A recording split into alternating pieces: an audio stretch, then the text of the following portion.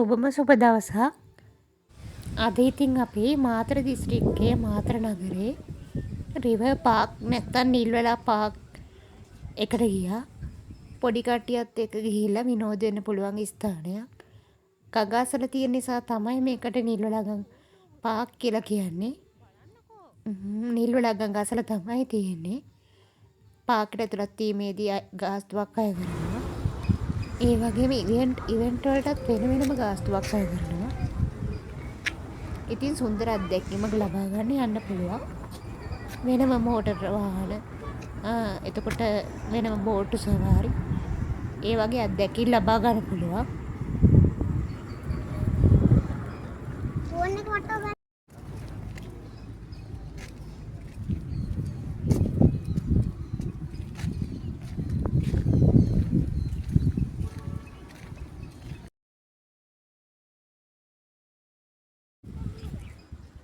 ඉතින් නිල්වලා ගඟාවට සුන්දරත්වයත් එක්ක පාක් එකේ අත්දැකීම් විඳ ගන්න අවස්ථාවක් තියෙනවා.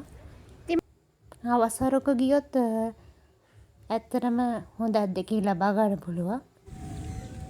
සෙල්ලම් උද්‍යානයක් තියෙනවා. පොඩි අයට ඉතින් විනෝද වෙන්න අවස්ථාව උපරිමව සලසා දීලා තියෙනවා.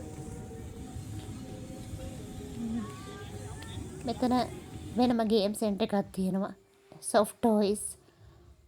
එතන soft toys ලබා ගන්න ගේම්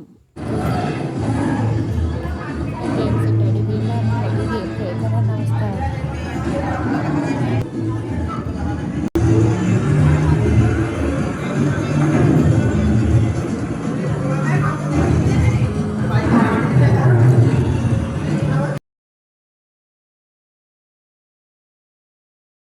මම මේ අවස්ථාව ටිකක් ඉතින් ඔයාලට බලා ගන්න වීඩියෝ ගත්තා.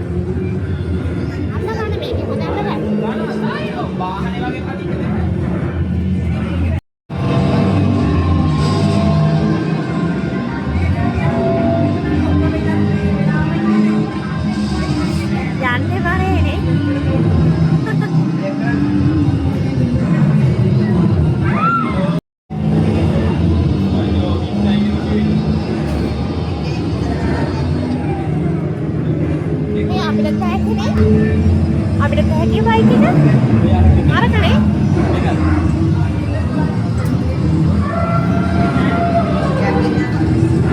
මනත් තවන බයික් එක